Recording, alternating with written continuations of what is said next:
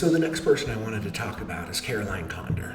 Caroline Conder was actually born in Sevier County, in Austin, because the Conder family was one of the original settlers. She was born about a half mile away from the house I'm remodeling, very, very near distance, basically in between my two farms. And she was the granddaughter of Edward Conder, the famous legendary pioneer of American Fork, and the daughter of Joseph Shelley Conder and Charlotte Mills. So Joseph Shelley Conder was born in the US, where Charlotte Mills was an immigrant from England.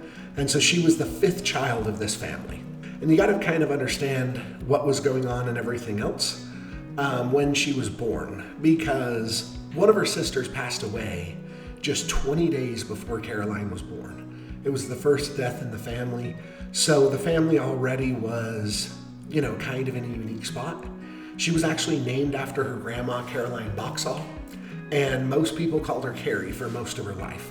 And so she grew up in a loving family, but like many of the families in those days, it's kind of funny to read and listen to the stories of what they're talking about, because like Joseph Shelley Conder only had his daughters attend school till the 8th grade, because he said after that it was just a waste to further educate a woman, because they needed to focus their efforts on being a homemaker, which today sounds very sexist, but also is hilarious. And when you look at Carrie's life, she made such a brilliant home that she kept everyone around her happy, kept everyone dedicated to what their goals were, and built a family that you cannot say anything except she did it incredibly, incredibly well. Caroline was no stranger to pain in her life. Her mom passed away when she was relatively young, but even worse than that, she had 3 of her sisters pass away. So she lost one of her sisters at 7, another at 21, and another at 28. So in total, 4 of her sisters died when she was still pretty young. So in 1907, which would have made her 17, she married Joseph Jensen. Her and Joseph Jensen had a baby that they named Bert, and she was later divorced. Now, when you think of this time frame, this is a very unique decision to make, because in a small town, very religious community, divorce isn't necessarily something that you do, particularly when your grandfather is one of the legendary pioneers and you're looking at all of the different history and the facts of the family. You can't help but wonder why she got divorced. Life at this point would have completely changed, because she became a single mom of a baby boy, didn't have a husband to support her. The stories are told that she moved back in with her parents for a little bit. She went and did chores for other people. She was very, very, very hardworking and just dedicated to making sure she took care of her kid. So even though she was divorced, she did a brilliant job, from everything that I've been able to find and read, at taking care of her son, Bert. Her ex-husband did end up dying, ironically, the year she remarried. So he died in 1913 in a mining accident in Nevada. And that year she began dating James Abel Roberts. But the two of them got married about a year later, year after they started dating. They went on to have 10 kids together. And so after they got married, they moved to live with Abe's dad, Willie. And James built the entire log cabin himself, often referred to as the ice house. And they farmed in the exact way that I want to farm. As you look at it, they had horses. Most of the time they had a minimum of 10 milk cows.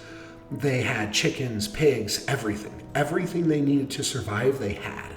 In fact, they produced enough stuff that it says they sold cream to the Nelson Ricks Creamery in Richfield at least once a week. Abe would load up the different goods, some of the stuff that Carrie had canned, some of the stuff that they'd grown, some of the animals, vegetables, all the different stuff. And he would go around and he would sell them door to door. And if he didn't have it on the wagon with him, then he would take an order and tell him that he'd bring it by a different day. So she baked bread every day of her life. She was famous for her ability to bottle. It's funny because as you read, it says that her cellar was a work of art in the fall, because she had literally every color and fruit and berry and everything imaginable. She wanted to be able to eat fruit all winter long, so she would bottle everything.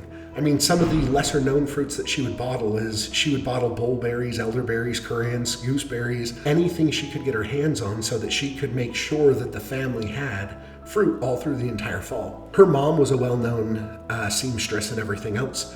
She inherited much of those abilities and learned how to do all of that stuff herself. So she was famous for making her kids clothing, making beautiful dresses, incredible quilts. She made socks. It said she never let a single scrap of fabric go to waste.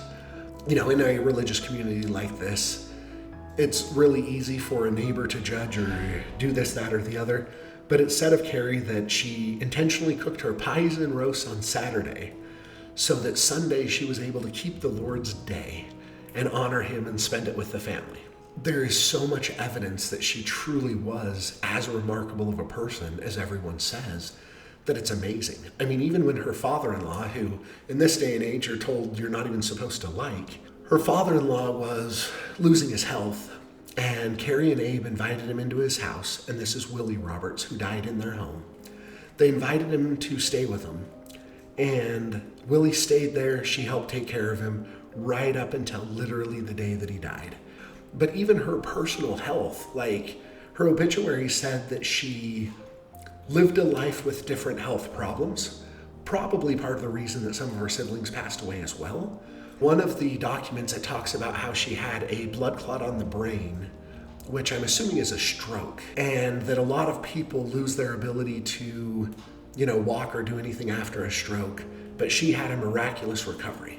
And, it's said that while she was bed rested, which was for a couple of months, she was just singing hymns, singing about God and Jesus and how they wanted us to live, and that she made a truly miraculous recovery where she was able to regain all of her functions, even though she had to relearn how to do literally everything. And nothing like today where you have a, stroke center, where you have rehab specialists, voice specialists, everyone helping you do each of the different aspects of your life. She was rehabbing herself in her home with her husband. And so she died a short time later. She died on the 26th of August of 1953. And so I never got to meet my great-grandma Carrie. But it is amazing listening to her and understanding the posterity that she built. Because like when I was 7 years old, we went and celebrated Abe's 100th birthday. And there were over 300 of my cousins, aunts, uncles, everyone in attendance. And at the time, there were articles written saying that he had a posterity of over 350 people. So you look at Carrie and Abe's posterity and her legacy of building a family full of love, and you realize that now she probably has 1,000+ direct descendants. And her legacy carries on. I have many cousins who are named Carrie, in part because of her and the life she led. They lived a very frugal, a basically poor life of being self-sufficient and self-sustainable, farming, but a life full of so much love that anyone that would call them poor, I think, misses the point of life.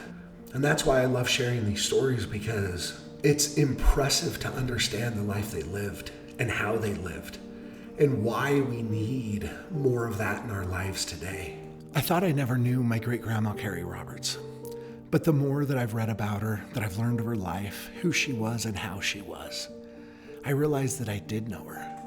I knew her through her kids, the love she showed them, the way she raised them, and the work ethic she instilled in them. I knew her through how they lived their lives and how they raised their children. My great-grandma Carrie was an amazing person, and I hope as I celebrate her 135th birthday today that she's up for a little conversation and sharing some inspiration, because I want to understand how to give and show love the way that she did, how to face problems with such poise, and how to leave a legacy like hers, because Caroline Conder Roberts truly was an amazing woman.